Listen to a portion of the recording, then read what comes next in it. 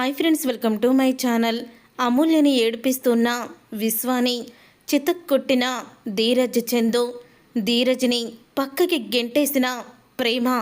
అసలు ఇదంతా ఎలా జరగబోతుంది అనేది ఈ వీడియోలో తెలుసుకుందాం.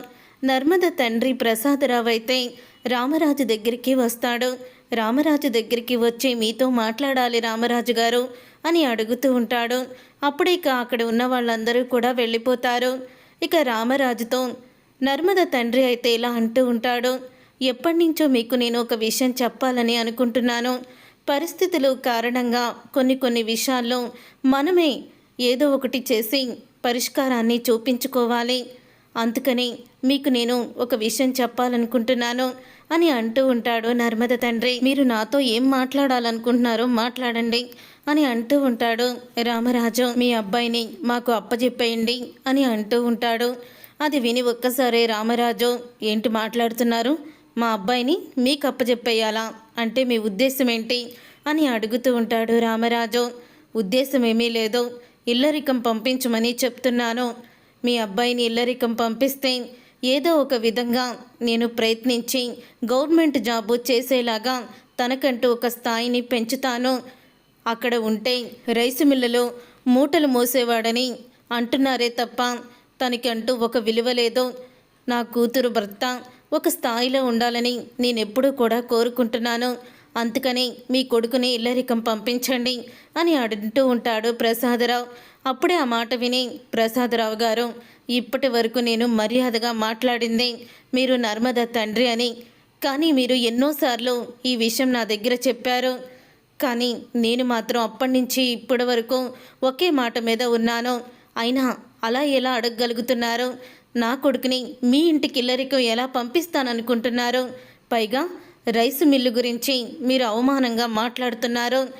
రైసు మిల్లు మాకు అన్నం పెట్టేది, దాన్ని ఎప్పటికీ కూడా మేము అస్సలు కూడా వదులుకోము.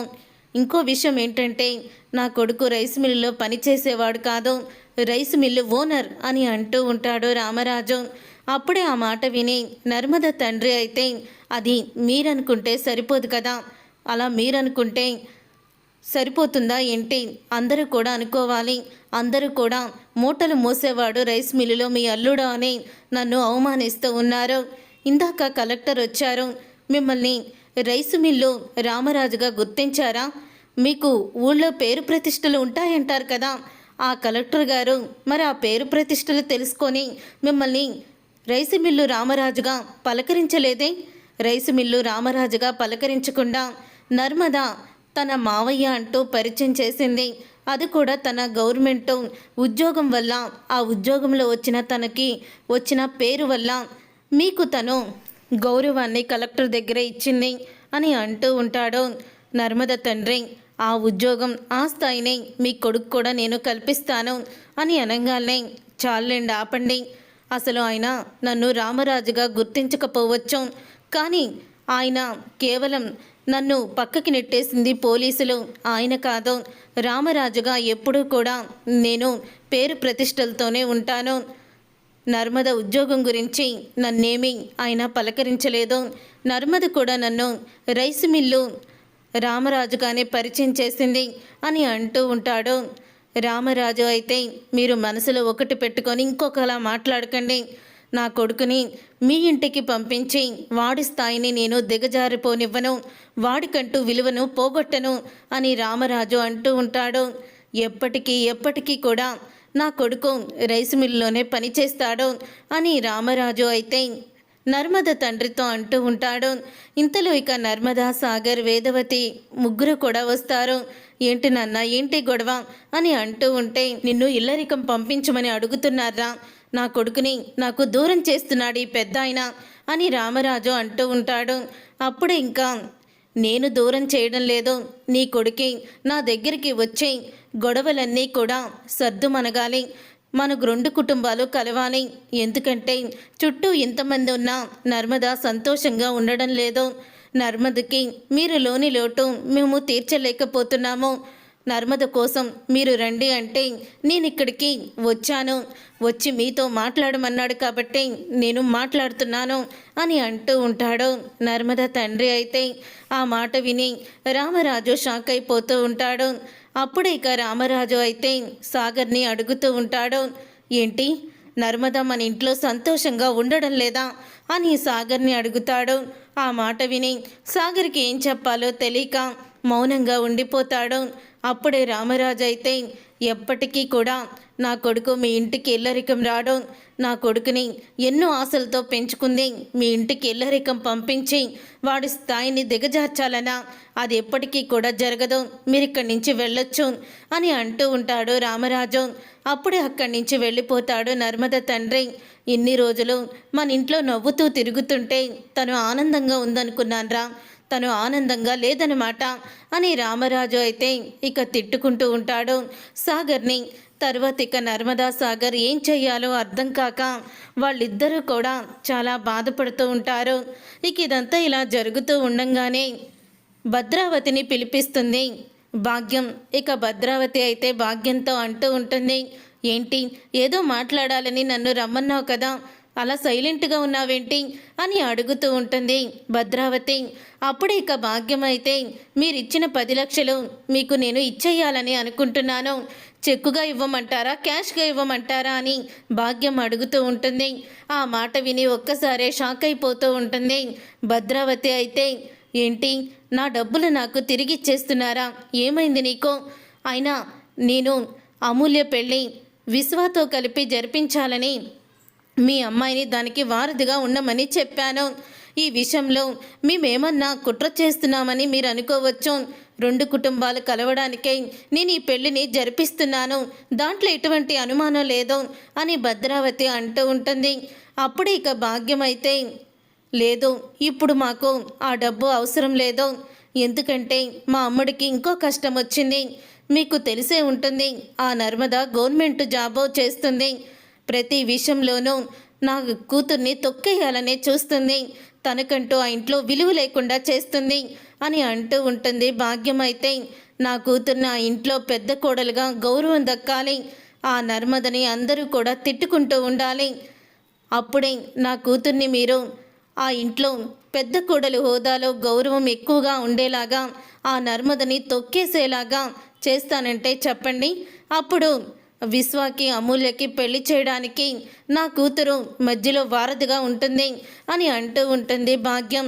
తనకున్న గవర్నమెంట్ జాబ్ చూసుకొని నర్మద విర్రవీగుతుంది, ప్రతి విషయంలోనూ నాకు అడ్డుపడుతుంది, నన్ను తొక్కేయాలని చూస్తుంది, అందరి ముందు కూడా నన్ను అవమానిస్తుంది, ఆ నర్మదకి ఆ గవర్నమెంట్ జాబు లేకుండా చేస్తారా, మీరు గవర్నమెంట్ జాబు లేకుండా చేస్తే అప్పుడు నేను కూడా మీకు సహాయం చేస్తాను అని అంటూ వల్లి కూడా భద్రావతితో మాట్లాడుతూ ఉంటుంది. అప్పుడే కాదు విని భద్రావతి అయితే మౌనంగా ఉంటుంది. ఏంటి మౌనంగా ఉన్నారు, చెప్పండి, మీరు మేము చెప్పిన దానికి ఒప్పుకుంటే మీరు అడిగింది మా అమ్ముడు చేస్తుంది అని భాగ్యం అయితే అడుగుతూ ఉంటుంది. అప్పుడు ఇక పక్కనే ఉన్న విశ్వ అయితే, ఏంటత్తా ఇంకా ఆలోచిస్తున్నావు, నువ్వు ఒకరోజు ఆఫీస్కి వెళ్ళినప్పుడు నిన్ను కూడా ఆ నర్మద అవమానించింది కదా, అలాంటి ఆ ఉద్యోగం తనకెందుకో ఆ ఉద్యోగం పోగొట్టి ఎప్పటికీ కూడా తనకి ఉద్యోగం రాకుండా చేయడం ఎంత పనత్తా, నువ్వు చేసేస్తానని చెప్పు అని అంటూ ఉంటాడు విశ్వ అయితే. అప్పుడే ఇక ఆ మాట విని భద్రావతి అయితే, మీరు అడిగినట్టే ఆ నర్మదకి జాబు లేకుండా చేస్తాను, ఎప్పటికీ కూడా తనకి జాబు రాకుండా చేస్తాను అని అంటూ ఉంటుంది భద్రావతి. అప్పుడే కనేసి అక్కడి నుంచి వెళ్ళిపోతుంది. అలా భద్రావతి అడిగేసరికి చెప్పిన మాట తీరుస్తాను అని అనేసరికి ఇక వల్లి అయితే డ్యాన్సులు కొడుతూ ఉంటుంది. ఇప్పుడు నీకు సంతోషంగానే ఉందా అమ్ముడు అని అడుగుతూ ఉంటే, నువ్వు సూపర్ అమ్మా సూపర్, ఏ ఉద్యోగాన్ని చూసి అది విర్రవీగుతుందో అదే ఉద్యోగం పోయి ఇంట్లో కుమిలి కుమిలి ఏడవాలి, అది చూసి నేను ఆనందపడాలి అని వల్లి అయితే స్వార్థంగా ఆలోచిస్తూ ఉంటుంది. మరొక పక్క ధీరజ్కి తన మనసులో ఉన్న ప్రేమని చెప్పాలని ప్రేమ అయితే ఇక ధీరజ్ గురించి ఆలోచిస్తూ ఉంటుంది. రే ధీరజ్, నువ్వంటే నాకు ప్రాణం రా, నేను నిన్ను ప్రేమిస్తున్నాను, జీవితాంతం నీతోనే ఉంటాను, నువ్వంటే నాకు చాలా ఇష్టం అని అనుకుంటూ ఉంటుంది. తనలో తానే ప్రేమ అయితే తన చేతిలో ఒక వాచ్ అయితే ఉంటుంది. దాంట్లో ధీరజ్ ప్రేమ తన ఇద్దరు ఫోటోలు కూడా దాంట్లో పెడుతుంది. ఇక పెట్టి అంటూ దాంతో మాట్లాడుతూ ఉంటుంది.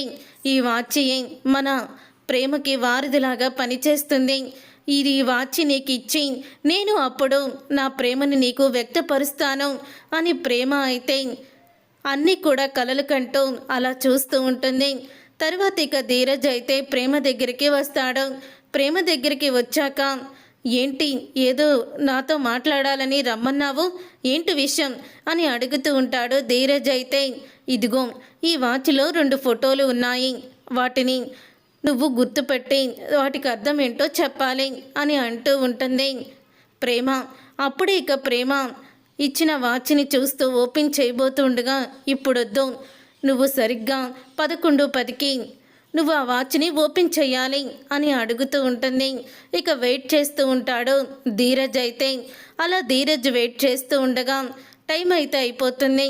టైం అయిపోయింది, ఈసారి ఓపెన్ చెయ్యి అని ప్రేమ అయితే అంటూ ఉంటుంది ధీరజ్తో. అప్పుడు ఇక ధీరజ్ అయితే ఆ వాచ్ని ఓపెన్ చేస్తూ ఉండగా ఇంతలో ఇక అమూల్య చెయ్యి పట్టుకొని ఇక అమూల్యతో మాట్లాడాలి, నీతో పర్సనల్గా నేను ఒక విషయం చెప్పాలి అని విశ్వ అయితే ఇక అమూల్య చెయ్యి బలవంతంగా పట్టుకుంటాడు. అప్పుడు ఇక అమూల్య చెయ్యి గుంజుకుంటూ ఉంటుంది. అది చూసిన ధీరజ్ అయితే పరిగెత్తుకుంటూ వచ్చి ఇక వెంటనే విశ్వాన్ని చితకబాదుతాడు. ఇక విశ్వాన్ని చితకబాది నా చెల్లెలి చెయ్యి పట్టుకుంటావురా, నీకెంత ధైర్యం రా అంటూ ఇక కొడుతూ ఉంటాడు విశ్వాని. ఇంతలో చందు అయితే వచ్చి రే ఏమైందిరా, ఏమైంది అమూల్య అని అడుగుతూ ఉంటే వాడు నా చెయ్యి పట్టుకున్నాడన్నయ్య, అందుకని చిన్నన్నయ్య కొడుతున్నాడు అని అంటూ ఉంటుంది అమూల్య. ఇక అప్పుడు చందుకి కూడా చాలా కోపం వస్తుంది. కోపంతో రగిలిపోతూ ఉంటాడు. చందు కూడా కొడుతూ ఉంటాడు విశ్వాని. అప్పుడే ఇక అడ్డుపడుతుంది ప్రేమ. ఏంటి ధీరజ్, ఎందుకు కొడుతున్నావు మా అన్నయ్యని అని అడుగుతూ ఉంటే కొట్టాలా, వీడిని చంపాలా, నా చెల్లి చెయ్యే పట్టుకుంటాడా వీడు అని అంటూ ఉంటాడు ధీరజ్ అయితే. ఏదో చిన్నప్పటి నుంచి చనువుగా ఉన్నారు కాబట్టి పట్టుకొని ఉంటాడు, దాంట్లో తప్పేముంది అని ప్రేమ అనంగానే నా చెల్లెలు చెయ్యిని పట్టుకుంటే తప్పేముందంటున్నావా అని వాచ్నైతే దూరంగా విసిరి కొడతాడు. అలా దూరంగా వాచ్ని విసిరి కొట్టడంతో ఇక ప్రేమ అయితే ఒక్కసారే షాక్ అయిపోతూ ఉంటుంది. చూసారుగా ఫ్రెండ్స్, రాబోయే కథలో మరి అసలు అమూల్యకి విశ్వాకి మధ్య ప్రేమ ఎలా వస్తుంది, అసలు వల్లి నర్మద ఉద్యోగం విషయంలో ఏం కుట్ర చేయబోతుంది, ఏం జరగబోతుంది అనేది రాబోయే కథలో తెలుసుకుందాం. వీడియో మీకు నచ్చితే తప్పకుండా లైక్ చేయండి, షేర్ చేయండి, కామెంట్ చేయండి. మా ఛానల్ని సబ్స్క్రైబ్ చేసుకొని పక్కనే ఉన్న గంట సింబలపై ఆల్ అని క్లిక్ చేయండి. అప్పుడే మేము పెట్టే ప్రతి వీడియో మీరు మిస్ కాకుండా చూసేవచ్చు.